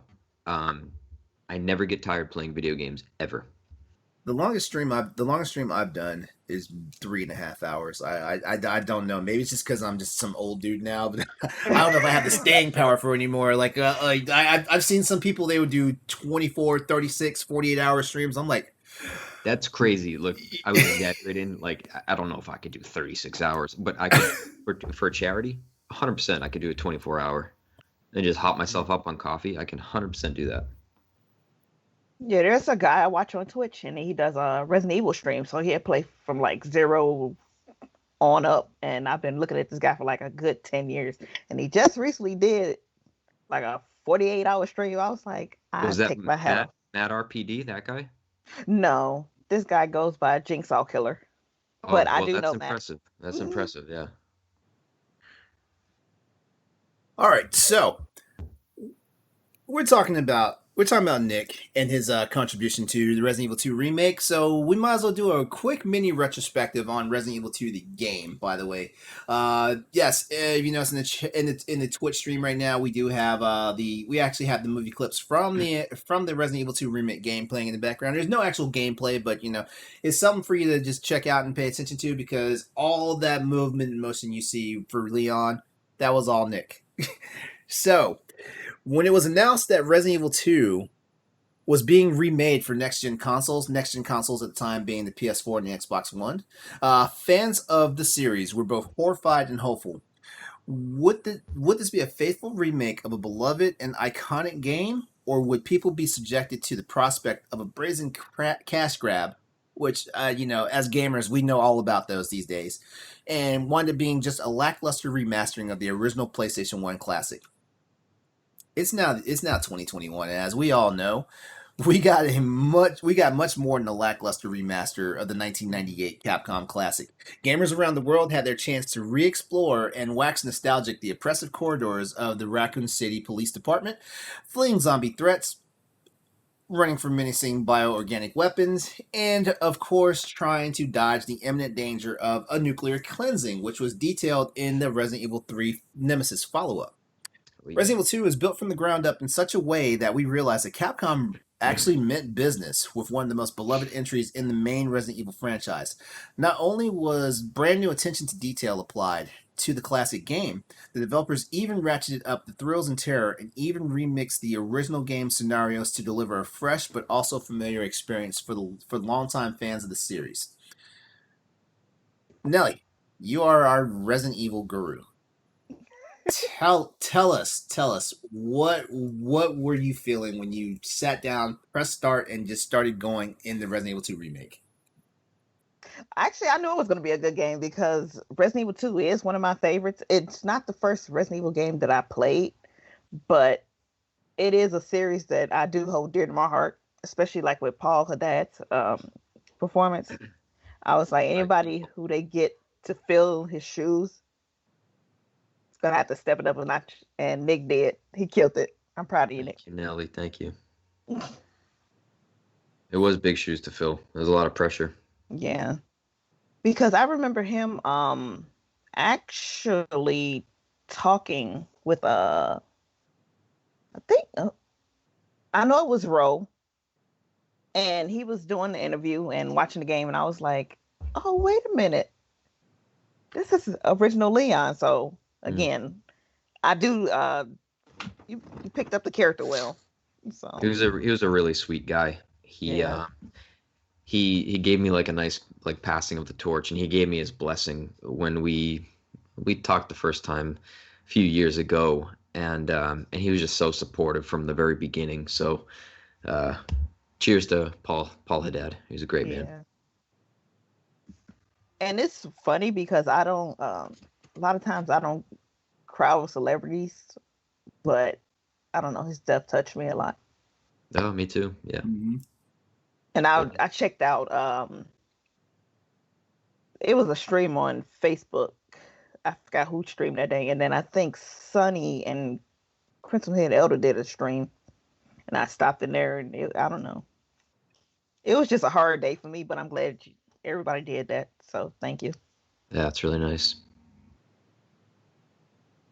Yeah. You guys said it well actually, because I was actually shocked when I heard of his passing. I was actually shocked. I can't remember where the news came across. I can't remember how I got the news, but I actually took a moment and had to sit back and reflect on that, because at that time, the Resident Evil 2, the original game, was one of the most played Resident Evil games I in my library. Like I got to the point where I could speed run RE2, both scenarios, A side and B side, both scenarios. I can speed run it in just under 6 hours. I mean, I know it's not the best speed run, because there are world records out there for that, but for me to say I can sit down on Saturday afternoon and play the entire game, both discs, and enjoy myself, and like I said, like I always like the Leon scenario. Wait, you talking about the remake or the original? The original. Oh, cool. The original. That's where Paul was the voice for that Leon. Correct. Yeah, that's what. Yeah. Yes, you I was. did, Yes. I had to make sure. I was like, wait, I please tell me I didn't mess it up. Yeah, but yeah, like it was really something hearing of his passing, and I don't even know the details of it, of his passing, but it was one of those things that kind of like blindsides you, Yeah. especially when you think about it, and there's like a legacy behind it. When you have a personal connection to it, like a death always hits you a certain way. Oh yeah, 100%. All right, so the Resident Evil 2 remake itself was a beautifully immersive and polished game. In many ways, it reset the tired and lazy standard that survival horror games at the time had kept giving gamers. RE2 Remake didn't so much reinvent the formula, but it helped establish the nostalgia and it helped establish that nostalgia and updated gaming tech, as well as modernized storytelling, can help the franchise can help keep the franchise as vibrant as it had been during its initial run in the 90s. Gamers could once again take up the adventure as either Claire Redfield or rookie cop Leon S. Kennedy, and receive tons of fan service along the way for their efforts. Updates to the gameplay mechanics, mainly the over-the-shoulder third-person perspective, which I've said earlier was a little controversial when it was announced that the Resident Evil 2 remake was happening. Those mechanics that were all introduced in Resident Evil 4, this led the way to a great and new experience overall in the games. New additions to gameplay, like the quick turn motion, which that is one of the best things ever introduced in Resident Evil. Being able to like turn on a dime and run when something's after you. Mhm. Like lickers that, will just take your head off in one swipe, Yeah. Even though, is it just me, or there was no running from those things? There was no running from those. It really wasn't. There was There's not no even running from them walking in. past them. No matter how many times I try to just sneak by them, they still fuck me up. And you know what? At this point, I'm just all guns blazing. I'll just blow them away now. Yes. I'm sick of taking my time and not being rewarded. Oh God, I used to hate when I played the remake. When I found out that you could flashbang them, and that you could use that to get past them. The only problem is you flashbang them, you just piss them off even more. Yeah. No, I'll just fuck them up now. Really. just have the shotgun, just blast them. Yeah. New additions to the gameplay also include the ability to run and shoot simultaneously, which that is a blessing, and the ability to aim for headshots. Because in the original games, like you could kind of like aim up, but you weren't guaranteed to shoot them in the head. Now you had guaranteed headshots because there was a live crosshair on the on the HUD, and stuff like that just leveled up the overall experience for RE2 dramatically. The remake will receive an average Metacritic score of 91 across the three major platforms, being PS4, Xbox 360, and PC. It went on to receive numerous accolades and awards, including the 2019 Ultimate Game of the Year award from the Golden Joysticks. Yeah, that was huge. Yeah. That was big. I think that's honestly what gave Capcom the bravado to just keep remaking them now. Maybe we blame ourselves for it, but you know what? You keep rehashing these old Resident Evil games. I'm going to get them. All right. So, I thought I saw a question. Was there a question just now? I thought I saw a question. Jesse had a question where I can't remember the exact wording, but basically, if you were to go or be in any show, which show would it be? Like if you were a character in any show, Show. Mm. and it could be past or present. Can I say past? Can I say Married with Children? I love that show. I love that show so much. I would say 100%. That would be it. Al Bundy's my hero. No, I just grew up. I grew up with that show, watching it with my mom, and it'll always be like nostalgic and special. So Oh yeah, hilarious. I love that shit. Oh God, Yeah. my mom used to hate when I would watch that show, but you know it was kind of Fox's fault though, because Married with Children came on after The Simpsons. So Right. Well, I so watched both of so those. I my grew mom up both. my mom would hate that I would stay and watch that show. Fairy Crip has a suggestion for you. She said since you like military games and movies, she'd recommend going to the World War II Museum in New Orleans if you've never been. I saw that. I responded back. That sounds cool. I've Okay. never actually even been to New Orleans, but I would totally check that out, 100%, if I ever went. I went to Mardi Gras last year. It was fun. You know what? You know what, Nellie? You did all the work to get our guest here. So you know what? I think you should lead the Q&A. Lead the Q&A. I got Lead it. the Q&A. All right. Are you ready, Nick? Let's do it. Okay. What was the most challenging scene that you filmed during RE2 Remake? Well, there were a lot of tough ones. They were all tough in their own ways, but I think the one we put the most pressure on for us was probably the scene where Leon confronts Ada at the end, and only because we wanted to really, really nail the like the culmination of like the whole arc of their story. It had to hit hard there and feel different than any other scene. And it's the climax of the movie. You know, you're reaching like the pinnacle of everything, and I just think that was probably like the most challenging to nail down. But it was one of my favorites. I love how it turned out. Yeah. I remember that. Honestly, I feel like Leon and Ada had such a better chemistry and intensity for this game. It didn't quite feel real in the original game. Like, you know, like it honestly looked like Leon was just pining away for it, but you know, like, yeah, you know, of course there was an attraction between the two characters, but the way that Leon and Ada played off of each other in the remake, it actually felt much more organic. It felt real.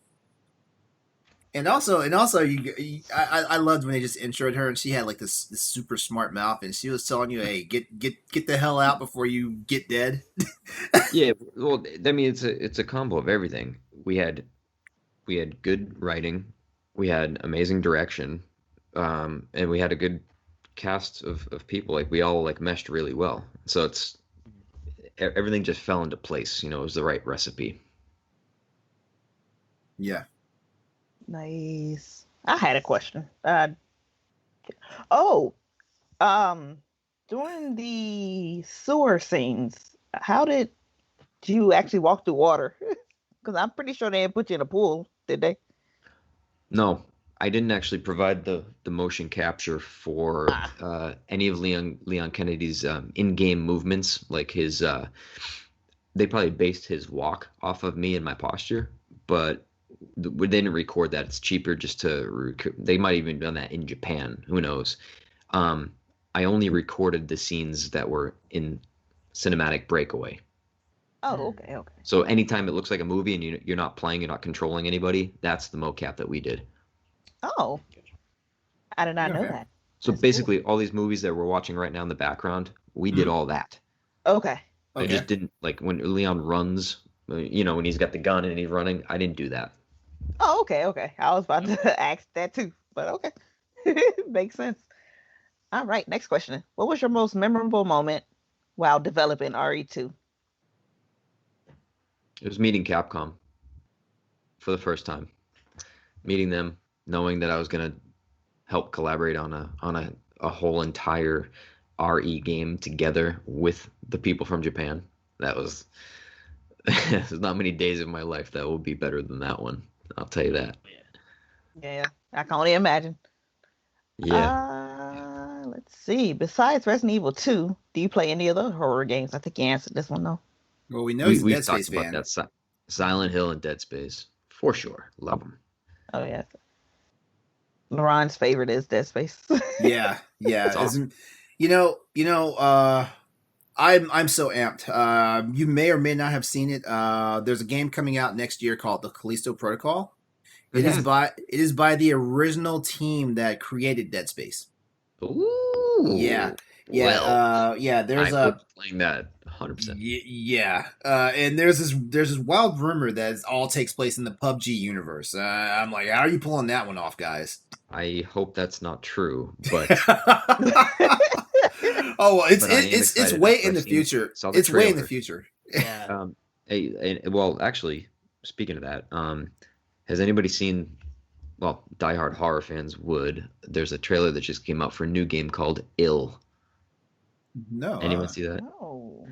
Okay, look at Nellie. You'd probably appreciate it more than anybody here. Sonny, I'm curious if you have seen it.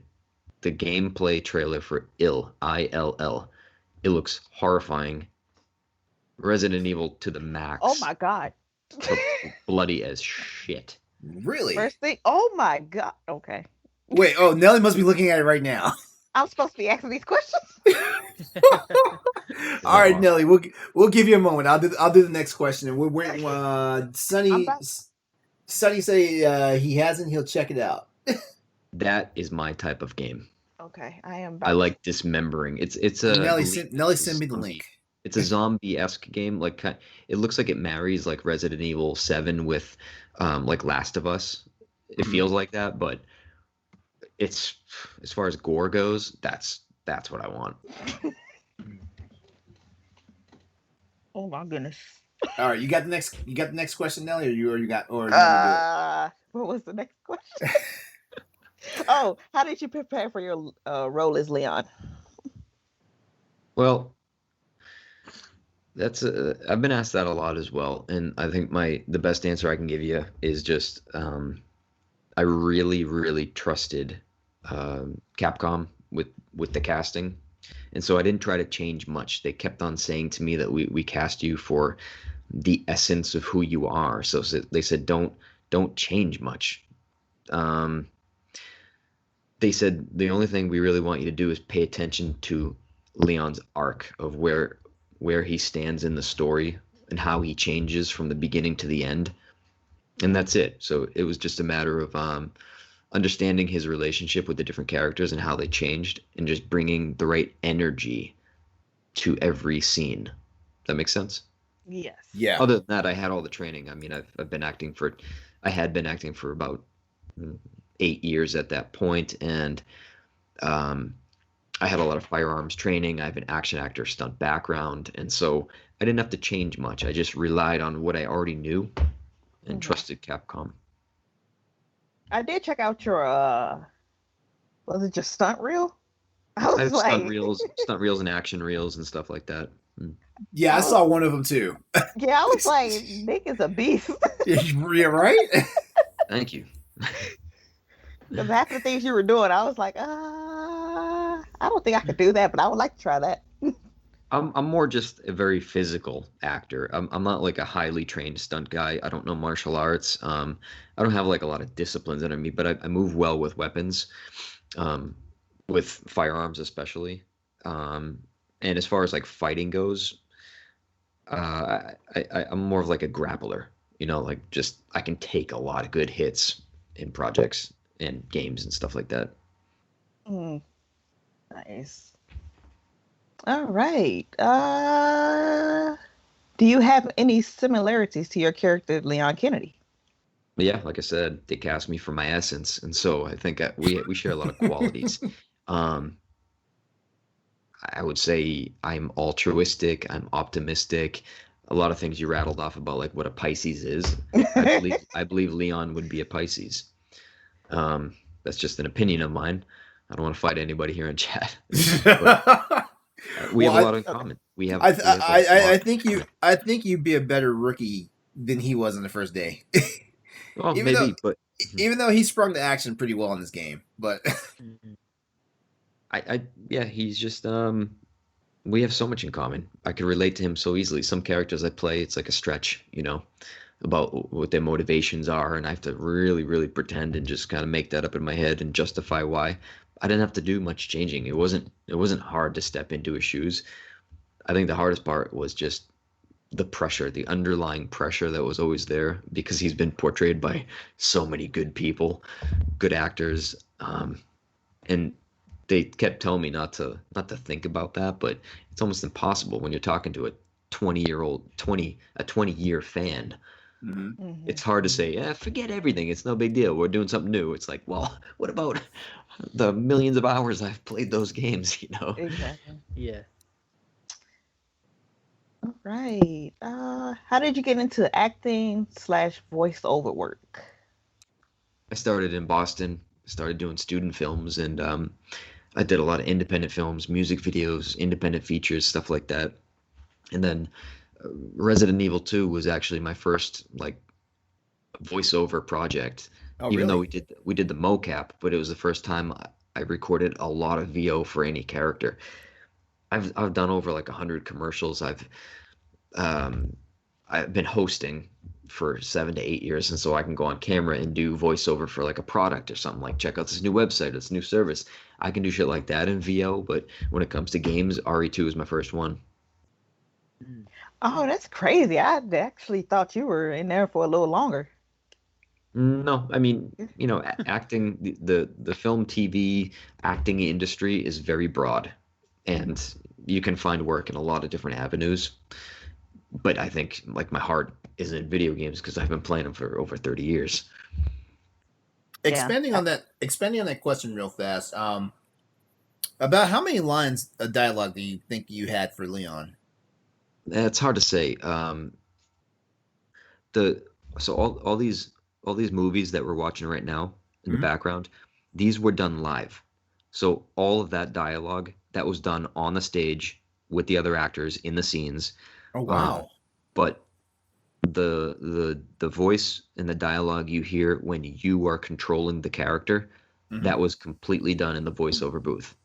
And we probably had, I don't know, probably 16 to 20 hours of like for Leon, maybe 16 to 20 hours split up into 4 to 5 sessions for all that dialogue, Mhm. something like that.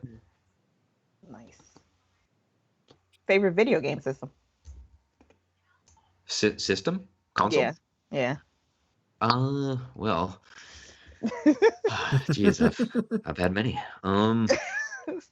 Geez, look, I'm just gonna go and just spit out OG NES because you know what? That's where it all began for me. That's where it all began. OG NES. Nintendo came out in like 1988, 85. I don't even know. Let's see. We went Nintendo, and then we got an Atari. So we kind of moved backwards. You went backwards? We went backwards a little bit, and then we got our Sega, and then just kept moving forward. So don't laugh. Okay. Oh, What's what's your I'm sorry. relaxation therapy? What is? Say it again. What's your relaxation therapy? So what do you do to like relax? Play games. Um, play games. Yeah. Good Me answer. too. Good I answer. run. So I'm an avid runner. I run 6 days a week, keep in shape, and I do a lot of like. I think I just get into like a meditative, like reflective state. I think a lot on my runs. Um, I think that helps me work through a lot of what's going on. Um, Other than that, games. Yeah, You know I what? feel you on that. I hear people all the time saying about they get out, they go running, and that's their relaxation thing. My personal trainer, that guy did over 3,500 miles. He logged it for last year. Over 3,500 miles throughout the year and stuff like that. And he was like, "Yeah, That's how I relax. That's how I de-stress. And I'm saying, A like, lot. man, I can't even run a mile in 15 minutes without being stressed out. That's how I am. I'm like, I don't want to do this. You tell Oh, me to and work out. actually, guitar too, Nelly. I forgot. I completely forgot. Yes. Guitar Okay. Oh chills yeah. me out. That's me. Yeah. Guitar and music and head banging.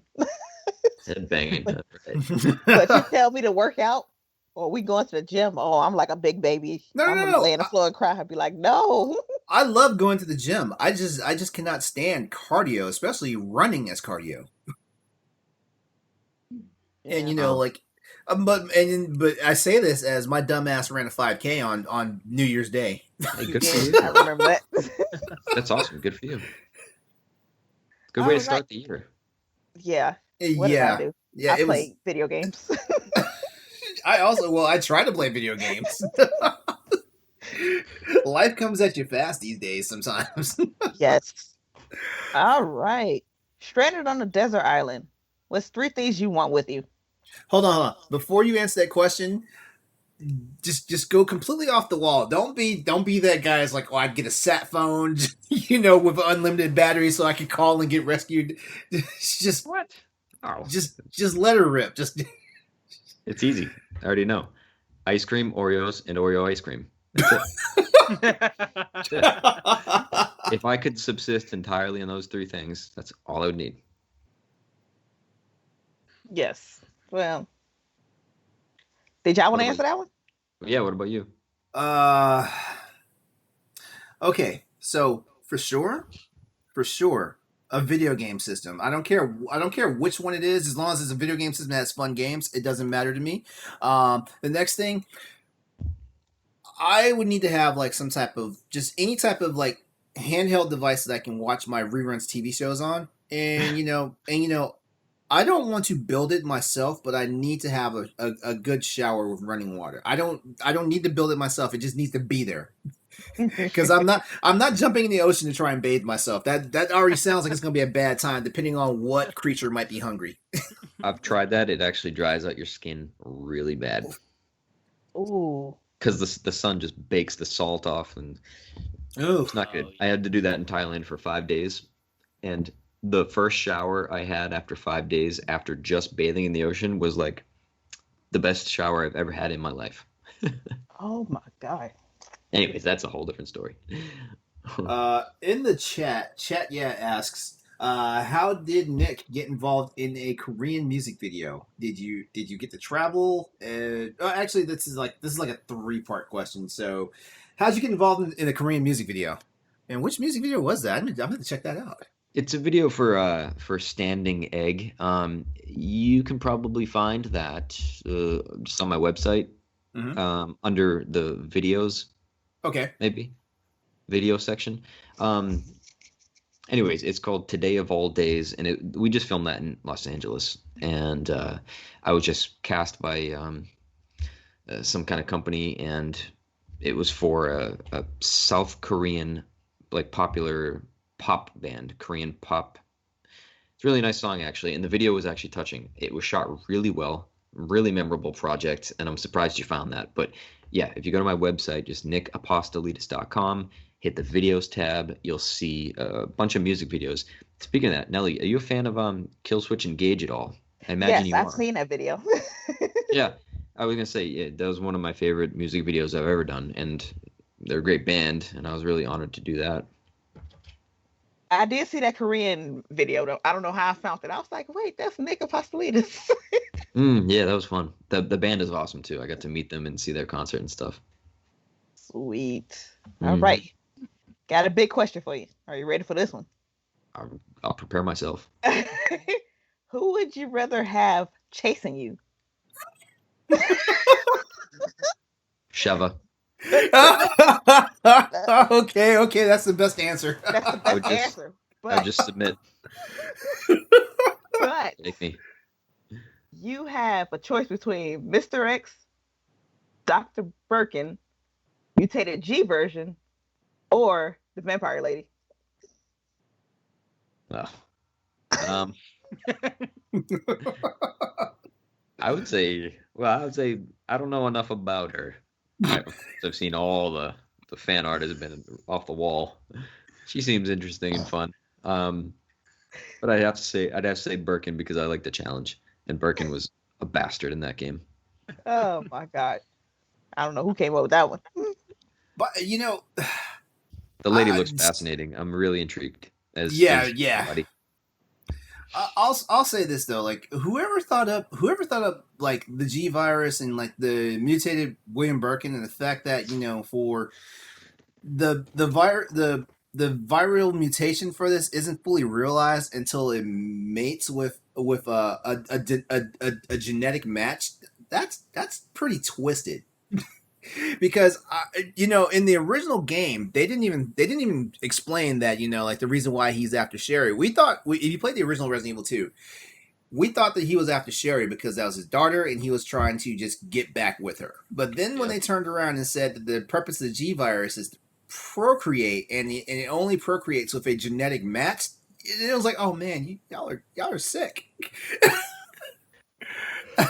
Yeah. He was a bastard in the remake, though. And I loved it. Not as bad as what was his name? Chief Irons? Oh my goodness. I was Oh like, God! what did y'all get him from? Oh God! He was. Oh, that was a bastard. Well, Yeah. I mean a bastard in the sense like he was pretty tough boss fights. Yeah. Oh yeah, for real. He's just a creep show. I mean, Yeah. Birkin, I think he felt like he was doing the right thing. But he's a shitty boss to fight. Killed me many times. Yeah. But I do got to go in about 10 minutes. I just want to give you guys a heads up. Okay. Well, we're actually about to wrap this up right now. Actually. Okay. Let's see. Actually, we'll go ahead and that final question, we'll go ahead and skip that one. Because this one part we really gotta get to. All right, so typically on all of our shows, we have a section called Rumor Control. And basically what Rumor Control is a segment on Crossroads where we address the multitude of gaming rumors and help our viewers and listeners determine if they are true or false. For this special edition of Rumor Control tonight, though, we're gonna give you, Nick, the opportunity to debunk any rumor going on around out there and officially set the record straight. So, is your floor? You could. Well, I thought about this. I saw this, and I really, I don't really know. I haven't really come across too many of them, like all the like speculations about, maybe speculations of all these like new projects and everything, and I So don't there's know. no terrible rumor going around that you're like a worse hothead than Christian Bale or nothing like that. No, there's nothing like that. So like nothing really comes to mind. So I'm sorry, that's probably a disappointing answer for you. Okay. All right. So he actually hates Oreo cookies. He just eats them. Wow. He just eats them to throw you off. See, now that I would fight you hard on that. I would debunk their shit out of that because I would eat like a whole package in front of you right now in 5 minutes flat. Like I said, provide us a PO box, and we'll make sure everybody sends you a care package. Debunked. All right. Well, actually, this show, we're getting ready to wrap the show up right now. But real quickly, what are we playing? Nick, are you currently playing any video games right now? Is there anything you're trying to beat or just trying to get done so you can move on to your next project or whatever it is? Yeah, bunch. So right now, like throughout the pandemic, my game really was Call of Duty Modern Warfare, because just my little group of friends, like we really latched onto that game just to shoot each other and then play online with like Warzone and everything. I was never really a Call of Duty guy, but that's kind of like my social hour, And we have so many good memories and laughs over that game. And now I'm playing Cold War. We're doing a lot of zombies. I got into first-person shooters probably like 4 years ago with Rainbow Six and stuff like that. But anyways, so playing that right now, I'm trying to beat this game called Soma. It was a horror game. Oh yeah, good game. Sci-fi horror game that came out maybe like 4 or 5 years ago. So I'm actually almost done with that. I've already bought Final Fantasy VII Remake. That's like really next on my list. Let's see what else. I think there's one more I'm just forgetting right now. I'm gonna revisit Resident Evil 0 and HD1 Remake. Sonny, I've heard you hate that game. Yeah, I was about to call Anyways, Sonny out on that one. Sonny hates it. He says it's the worst game He in history. does.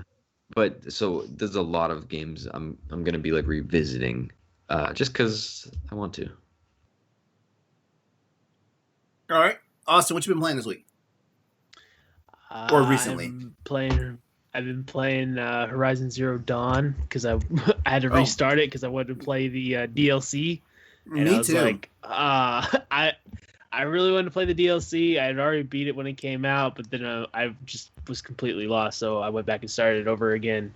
I'm trying to finish it so when I get my PS5, I can start playing Spider-Man Miles Morales. And then I'm playing Mario plus Rabbids on Switch. I'm this close to finishing, and then I probably should put Resident Evil 2 on my queue. Yes, Nellie? you need to. I'm on hiatus due to my school schedule. So I am going to be doing a stream though for my birthday. And it's a choice between Dead Rising and Deus Ex, Human Revolution. Did you Okay. say you said Dead Space?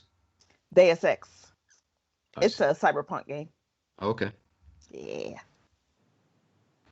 All right, and I have also restarted Horizon Zero Dawn. There's like a history about me in this game. It goes all the way back to the very first episode of Crossroads. But yeah, I've restarted it, and a lot of people will be happy because I actually restarted on the PS5 and not on the PC. And there's a running joke behind that as well. And in my non-serious gaming time, I'm playing Fire Emblem Three Houses for Cool. Nintendo Switch. I've heard that's a really cool game. Yeah. Oh, it is. It is. I love it. I love tactical RPGs and like this is one of the best series out there for that. If it's not Final Fantasy Tactics, this is the best. That's cool. Yeah, I might try that at some point. I'm backlogged right now. I forgot to mention I am actually halfway through a professional run RE4 on the Switch, and I do want to download and play Breath of the Wild. So I got a lot in the works. All right, big gamer. We love it. Mhm. All right, well, that's our show for tonight. We'd like to give a big thanks to all of you guys out there that checked us out and tuned in tonight. A special thanks, of course, to our guest Nick. You know what? Go ahead and give your plugs. Where can we find you at? How can we keep tabs on you and see what you're up to? The best way is probably just Twitter and Instagram, and I have my link trees I just put up there yesterday in my profiles, so you can see like all the links, the website, how to find the fixers and everything. So I don't even know if I put that in chat. I don't know if I can. Yeah. Okay, the first one's gonna be my IG. So let's see here. Boom. Best places to find me, I think, right there, and then right here for Twitter. I do mostly all the same posts. You only get to follow one if you're interested. They both have the same link tree. So that's Twitter. All right. And while Nick's providing all that information in the Twitch chat, we will update the Crossroads Twitter page. We'll make that the pinned tweet so you can find all that information out as well. That's cool. Thank you. Yep. Nellie, plug yourself. All right. I am Planet Nellie on Twitter. Nellie is spelled N3LLIE. And I am Bradface87 on Twitch. PlayStation Doctor. You can find me at PlaceDaustin on Twitter. You can catch me everywhere else on the pinned tweets. All right, and of course, catch me on social media, Exodus803, EXODUS803. Also that's my Twitch handle, as well as most of my gaming links as well. So any place you play video games, you can usually find Exodus803 there. As a reminder, head over to BossRushGames.com and take a look at all the content Boss Rush has to offer. In the latest edition of Standard Definition, our newest show helmed by the one and only Corey Derrick himself, Corey, Josh, and I discussed the amount of video game movies and TV shows that are in development right now, And as a spoiler warning, be on the lookout because we do talk about WandaVision in that latest episode. Check out Dan Murphy's 10 takeaways write up from the recent Nintendo Direct that happened. What was that? Last Thursday, right? Mhm. Yeah, it last was. Thursday. Yep. And it's available now for your reading pleasure. And also, Celeste brings us a brand new installment of 1v1 featuring the Retrovaniacs. Don't forget about our other shows and editorials, and we'd like to give a big welcome to Boss Rush's second class of content creators. They are Blocks Gaming Reviews, the YoLoaders, the EXP Cast, and the Console Gaming Crew podcast. Links to their social media will be featured in our Twitch chat tonight, and you can head over to Boss Rush Games to the Boss Rush website for even more information about them. I can't forget to plug our Discord because that's the big push for us this time around. So yes, all these links are in our chat tonight. Once again, thank you, Nick, for hanging out with us tonight. Yes. Thank you for taking the interest. It was fun. It's always good to talk about games, geek out, and food too. Oh yeah. Oh yeah. Oh yeah. I'll tell you, we could talk about food all night. We could, but it's a gaming podcast, so we got to keep it under control. Yeah, cheese and games. That works. Yep. All right. Hit us up on Twitter and keep the conversation going at PS_Crossroads. And everyone at Boss Rush Games wishes for you all to have a great night. Go out, play games, and be better. We'll be back next week. Take care, everybody. All right. Thanks. Bye, guys.